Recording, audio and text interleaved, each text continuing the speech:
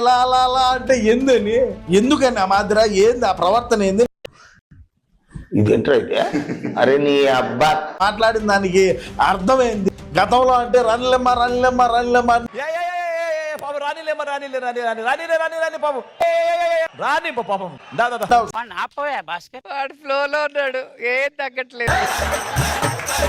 సభల్లో వచ్చినారు, వచ్చే విధంగా చేశారు, ఏ విధమైనటువంటి ప్రజా తీర్పు ఇచ్చినారో మనం చూసాం. తప్పు చేయబట్టే కదా మేము 11 సీట్లకు వచ్చాం.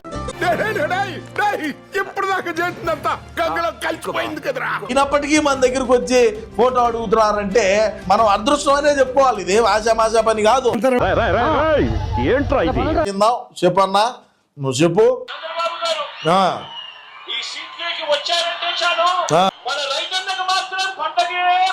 రైతన్నలకు మాత్రం పండగే పండగ అని చెప్పి ఆయనే చెప్తున్నాడు.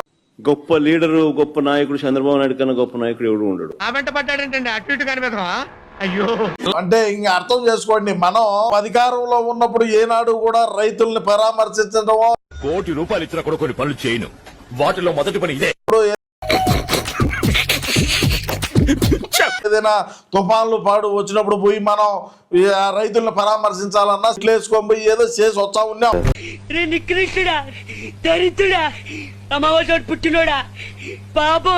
ఒకటి ఇక్కడ బాగున్నాయని అన్నయ్య చెప్తున్నాడు. రైతులకు పండగే పండగ, చంద్రబాబు నాయుడు అధికారంలోకి వచ్చితే అని చెప్తున్నాడు. ఎందుకు సార్ పాతగాయని మళ్ళీ రేపుతారు? మనం బఫూన్లో, మనం డకాయిట్లో, మనం అవులేలో, మనకు తెలివి లేదు, మనం రైతుల పట్ల మనం ప్రవర్తించినటువంటి ప్రవర్తన సరిలేదని చెప్పి అన్న ఒప్పుకున్నట్టే కదా అది. నమస్కారం, చేసుకో. ఇప్పుడు జగన్ ఒప్పుకున్నట్టే కదా.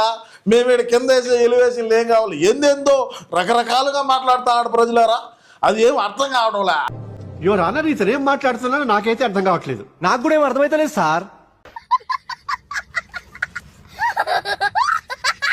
అది ఏమన్నా పారాసిటమాల్ ప్రభావమా, లేకంటే లండన్లో తయారైనటువంటి గోళీల ప్రభావమో మరి ఏందో అర్థం కాకుండా. ఇప్పుడు ఈ పాయింట్ మీద కూడా నన్ను ఉతుకుతావా? నిన్ను ఏ పాయింట్ మీదనే కొడతాను రా, ఏ పాయింట్ మీద ఇంకా ఏదో మాట్లాడాడు. అని ఎవరికైనా చూపించండి రా, వదిలేయకండి రా బాబు. అలాగా ఏందని కదా ఇలా ఇలా అలా అలా అంటే ఏందని అది అదుడా ఇది వాడి సెల్ఫీ తీసుకోవాలని పోయినాడు. 2 చేతులు ఎటు ఏమున్నాయి శాతంలో పెరుకోమ్మాను, అన్ని బ్యాంకీల్లో ఉండే.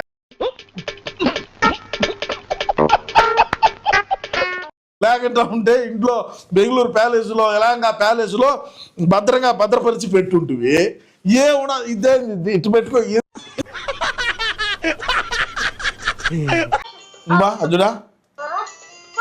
అజుడా ఇప్పుడు మళ్ళా 2 చేతులు ఎటు పెట్టినాడయా? ఎందుకున్నా ఈ మాదిరి ఏడిపించావు మమ్మల్ని? కడుపు కాలా నాకు ఏం నాకు తెలియదన్నారు. బహుశా చిన్న కొడుకు నువ్వే. మళ్ళా మైక్ తట్టే ప్రోగ్రాం పెట్టాడు.